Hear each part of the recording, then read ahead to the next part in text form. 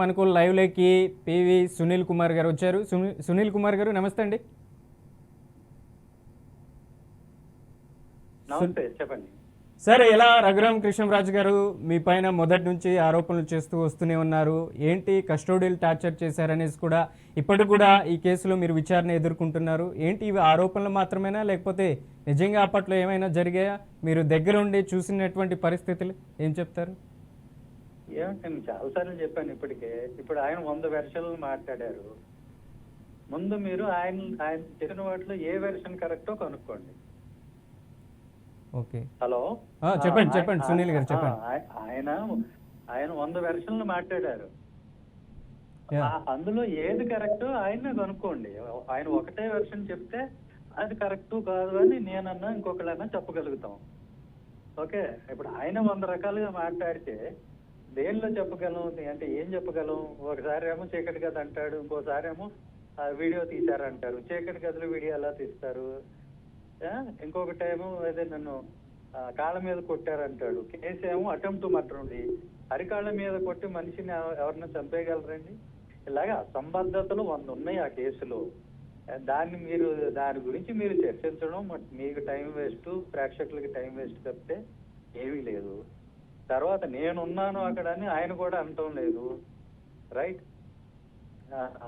IO కూడా అనటం లేదు. మీకు తెలుసా ఇలా జరిగిందని? మీరు ఎలా అడిగారో నన్ను కూడా అట్లానే అడుగుతున్నారు. అంతకు మించి ఏమీ లేదు అందులో. ఆ కేసులో నా మీద ఆరోపణలు అంటూ ఏమీ లేవు.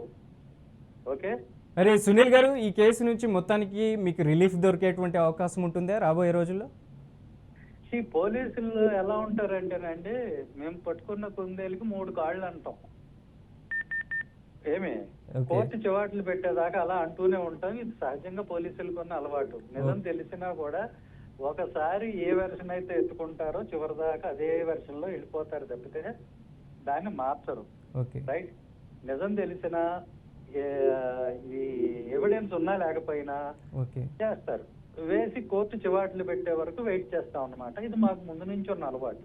ఇప్పుడు అలవాటు ఎందుకు మార్చుకుంటారు పోలీసులు కొత్తగా? మీరు మొన్న కూడా చూశారు, మా చిన్న చిన్న లోకల్ పోలీసులు ఏముంది పాపం, సిబిఐ వాళ్ళే ముక్క చివాట్లు తిన్నారు.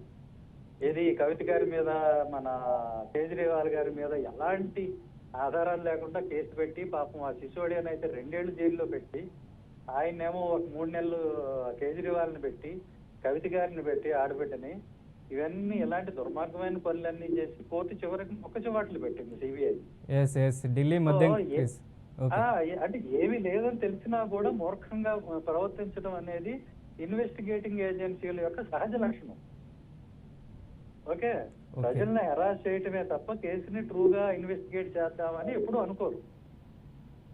కనుక ఇప్పుడు కొత్తగా వీళ్ళు ఏదో నేర్చుకుంటారు, బాగుపడతారని మనం అనుకోక్కర్లేదు. ఓకే అండి, థ్యాంక్ యూ. సునీల్ గారు, ఫైనల్ ఒక క్వశ్చన్. మీరు అన్నట్టుగా ఏదైతే సిబిఐ ఇన్వెస్టిగేషన్లు ఈ మాదిరితో విచారించి తర్వాత ఈ కేసులు కోర్టులు కొట్టేయడం, నిజానిజాలు తెలిసిన తర్వాత మరి ఇది కూడా ఆ తరహాలోనే జరుగుతుందంటారా మీ కేసు కూడా? మీకు నేను ఇప్పుడు రాసిస్తాను. ఈ కేసు కనుక కోర్టు కొట్టేయకపోతే మీరు వచ్చి నా దగ్గర నుంచి 1 కోటి రూపాయలు తీసుకుని వెళ్ళదు. నేను మీకు చెక్ రాసిస్తాను. కన్ఫర్మా? కేసు కొట్టేస్తారా? కన్ఫర్మ్. ఈ కేసు కనుక కొట్టేయకపోతే, ఇన్వెస్టిగేటింగ్ ఆఫీసర్ కి కోర్టు చివాట్లు పెట్టకపోతే మీరు నా దగ్గర నుంచి 1 కోటి రూపాయలు తీసుకుని వెళ్ళొచ్చు. నేను మీకు చెక్ రాసిస్తాను. అపోజ్ చేసాను, ఇస్తాను. ఓకే ఓకే, రైట్ సునీల్ గారు, థ్యాంక్ యూ. రైట్ లక్ష్మణ్ రావు గారు, సుధాకర్ రెడ్డి గారు ఏం చెప్తారు? ఇందాకనే సునీల్ కుమార్ గారు మాట్లాడినటువంటి విన్నారు కదా. సుధాకర్ రెడ్డి గారు, లక్ష్మణ్ రావు గారు మీ వర్షం చెప్పండి. ఇక్కడ మీరు కోటేశ్వర్లు అయిపోయినట్టే, ఎందుకంటే ఖచ్చితంగా పివి సునీల్ కుమార్ గారు చెప్పింది అక్షర సత్యంగా నాకు కనబడుతూ ఉంది. ఖచ్చితంగా మీకు ఆయన 1 కోటి రూపాయలు ఇస్తే తీసుకోవచ్చు. ఎందుకంటే ఇక్కడ క్రిస్టల్ క్లియర్ కనబడుతుంది సార్. గతంలో ఈ కేసు అంతా కూడా మరి డిస్మిస్ చేశారు. అసలు ఆ కేసులో ఏ పసలేదు, కావాలని ఆరోపణతో పెట్టినటువంటి కేసు అని ఆ రోజున హైకోర్టులో కూడా మరి వీళ్ళు చీవట్లు తిన్నారు. రఘురామ కృష్ణరాజు వీళ్ళందరూ కూడా మళ్ళీ వీళ్ళు అధికారంలోకి వచ్చారని కేవలం ఇదొక రాజకీయ క్రీడగా రాజకీయ లబ్ధి పొందాలన్న ఆలోచన విధానంతో చేస్తున్నటువంటిదే. నేను మళ్ళీ చెప్తా ఉన్నా, చంద్రబాబు నాయుడు గారు మీరు మేల్కొలకపోతే పవన్ కళ్యాణ్ గారు మీరు కూడా ఖచ్చితంగా మీ పార్టీకి తీవ్ర నష్టం చేకూరుతుంది. ఇప్పటికే మీరు కుల మతాలు రాగొట్టొచ్చి ఎక్కడ పడితే అక్కడ కులం గురించి మతం గురించి చేస్తున్నటువంటి ఈ 20 నెలల రాజకీయం కూడా రాష్ట్ర ప్రజలు ఇసుకుపోయారు. అలాగే దళితుల్ని కేవలం దళితుల్ని టార్గెట్ చేశారు, దళిత ప్రజలను టార్గెట్ చేశారు, దళితుల మహిళలను టార్గెట్ చేశారు, దళితుల ఐఏఎస్ ఐపీఎస్లను టార్గెట్ చేశారు. ఖచ్చితంగా రాబోయే రోజుల్లో భారీ మూల్యం మీరు చెల్లించుకోబోతున్నారు. మీరు ఇప్పటికి కానీ కళ్ళు తెరుచుకోకపోతే మీరు మళ్ళీ రఘురామకృష్ణరాజు గారి కళ్ళల్లో ఆనందం చూడడానికి మీరు ఏమైనా ఫర్దర్గా వెళితే ఖచ్చితంగా కూటమి ప్రభుత్వం అభద్రష్ట పాలవుతుంది, ఫెయిల్యూర్ అవుతుంది, ప్రజల్లో విశ్వాసం కోల్పోతుంది. అందులో ఎటువంటి అవట్లేదు. సుధాకర్ రెడ్డి గారు వ్యవస్థ మీరు చెప్పండి ఫైనల్ గా మీ వర్షన్ ఏం వ్యక్తి చెప్తారు? కోసం పనిచేయడం అనేది చాలా దారుణం సార్. ఒక రైట్ వ్యక్తి కోసం వ్యవస్థలు పనిచేస్తాయా? వ్యవస్థలన్నీ కూడా రఘురామకృష్ణరాజు గారు పనిచేయడం కోసం ఈ రోజు అధికారంలోకి వచ్చారా? 124 సీట్లు మీకు ప్రజలు ఇచ్చింది ఒక వ్యక్తి కోసం, ఈ వ్యవస్థ అంతా పనిచేయడం కోసం ఇచ్చారా? రైట్ రైట్ లక్ష్మణ్ గారు మీరు హోల్లో ఉండండి. ఫైనల్లో సుధాకర్ రెడ్డి గారి వర్షన్ తీసుకుందాం. సుధాకర్ రెడ్డి గారు ఫైనల్ గా. ఫైనల్ ఏం లేదండి, లక్ష్మణరావు గారు మీరు కూడా వినండి. ఆయనే చెప్పేశారు కదా, సునీల్ కుమార్ గారు చాలా స్పష్టంగా చెప్పారు ఒక విషయం. నేను మీకు మొదట చెప్పిన విషయాన్ని ఆయన చాలా క్లియర్ గా చెప్పాడు. అది ఆయన విజ్ఞత కాదు. పోలీసులు సరిగా విచారణ చేయరు. ఈ పోలీసులు తాను పట్టిన కుందేలకు 3 కాళ్ళు అన్నట్టు వ్యవహరిస్తారు. దర్యాప్తులు విచారణలు వీళ్ళకి చేత కాదు అని ఆయన ముందు చెప్పి తర్వాత కేసు కొట్టేస్తాడు, ₹1,00,00,000 ఇస్తానంటాడు. ఇంకా పోలీసులే చేత కానప్పుడు కేసు ఏడ నిలుస్తుందన్న కదా ఆయన అంటున్నది. సరే ఆయన నాకు ఆయన మీద వ్యతిరేకత లేదు. నేను ఒకసారి తిరుపతిలో కూడా కలిశాను ఆయన్ని, అది ఆయనకు కూడా గుర్తుంటే ఉండొచ్చు, లేకపోతే లేదు.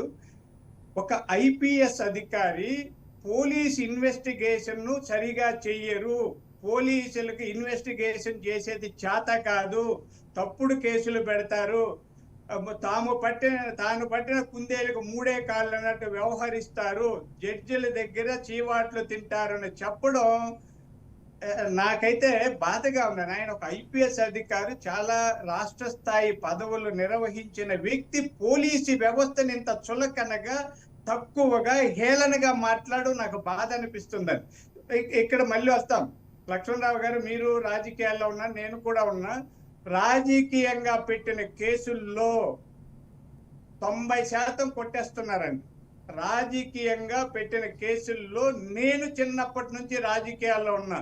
నేను 9వ తరగతి చదివేటప్పటి నుంచి రాజకీయాల్లో ఉన్నా. నాకు మర్డర్లు చేసిన వాళ్ళు తెలుసు, బాంబులు వేసిన వాళ్ళు తెలుసు, కత్తులతో పొడిచిన వాళ్ళు తెలుసు, తలలు నరికిన వాళ్ళు తెలుసు. వాళ్ళు ఎవరికి శిక్షలు పడని విషయం కూడా నాకు తెలుసు. క్రిమినల్ కేసుల్లో సాక్షుల్ని ఆధారాల్ని తారుమారు చేయడం ఒకటి, ఎదుటి లాయర్లను కొనడం 2, ఇందాక సునీల్ కుమార్ గారు చెప్పినట్టు పోలీసులు అమ్ముడుపోవడం 3, ఇలాంటివి జరగచ్చండి. ఇప్పుడు మీకు ఇక్కడ ఏదైనా ఆరోపణ కాదు. ఇప్పుడు పోలీసులు ఆయన్ని అరెస్ట్ చేయడానికి వెళ్ళారండి. వెళ్ళిన వాళ్ళు పోలీసులకు చట్టం తెలీదా, వారెంట్ కావాలని తెలియదా? ఒక జ్యూరిస్డిక్షన్ నుంచి మరొక జ్యూరిస్డిక్షన్, మా తిరుపతి సార్ మాది, ఈస్ట్ పోలీస్ స్టేషన్ వాళ్ళు వెస్ట్ పోలీస్ స్టేషన్ దగ్గర అరెస్ట్ చేయాలన్నా వాళ్ళ పర్మిషన్ తీసుకోవాలి. అలాంటిది ఒక రాష్ట్రంలోకి వెళ్ళి ఒక ఐపీఎస్ అధికారిని అరెస్ట్ చేస్తామంటే జాగ్రత్తలు తీసుకొని ఇక్కడ వారెంట్ తీసుకోవాలి, అక్కడ పోలీసుల అనుమతి తీసుకోవాలి, డ్రెస్సులో వెళ్ళాలి. అలా వెళ్లకుండా వెళ్ళారంటే అర్థం ఏమంటే, ఇది నా వ్యక్తిగత అభిప్రాయం, నేను పార్టీని పక్కన పెడదాం. అర్థం ఏమి? ఈ కేసులు అతన్ని వదిలేయాలి, కోర్టు ఆయనకి సహకరించాలి, ఆ తర్వాత మనం వదిలి రావాలి, ఆయన బెయిల్ తెచ్చుకోవాలి లేదా కోర్టు పర్మిషన్ తెచ్చుకోవాలి. ఇలాంటి కుట్రపూరితంగా పోలీసులు వ్యవహరించారు. నన్ను ఎవరు ఏమనుకున్నా నేను అంటున్నాను, మా పోలీసులకు చేత కాదు కాబట్టి కేసు కొట్టేస్తారు, ₹1,00,00,000 తీసుకోవాలి. ఎవరైనా ఒక ఐఏఎస్ ఐపీఎస్ అధికారులు, ఎవరు ఉన్నతమైన అధికారులు పందాలు కాస్తారండి? ₹1,00,00,000 ఇస్తానని పందెం కాశారు అంటే అర్థం చేసుకోండి. రైట్, చూద్దాం. మొత్తానికి సునీల్ కుమార్ గారు కూడా చెప్తున్నారు కన్ఫామ్ గా అనేసి కూడా చూద్దాం. మొత్తానికి సమయం తక్కువ ఉంది కాబట్టి చర్చలో పాల్గొన్నటువంటి సుధాకర్ రెడ్డి గారికి అలాగే లక్ష్మణ్ రావు గారికి ధన్యవాదాలు. Thank you so much. మొత్తానికి పివి సునీల్ కుమార్ అలాగే సునీల్ నాయక్ సంబంధించినటువంటి రఘురామకృష్ణంరాజు కస్టోడియల్ టార్చర్ కేసులో కూడా విచారణ అయితే కొనసాగుతుంది. ఇంకా దానికి సంబంధించినటువంటి ఏదైతే పలువురు ప్రశ్నలు కూడా వేస్తున్నటువంటి పరిస్థితి ఉంది. ఇది మొత్తానికి రాజకీయ ఆరోపణలు మాత్రమే. రఘురామకృష్ణంరాజుని టార్చర్ పెట్టలేదంటూ కూడా పివి సునీల్ కుమార్ చెప్తున్నారు, సునీల్ నాయక్ కూడా చెప్తున్నారు. మనకు లైవ్లోకి వచ్చి పివి సునీల్ కుమార్ కూడా అదే విషయాన్ని వెల్లడించేటువంటి ప్రయత్నం చేశారు.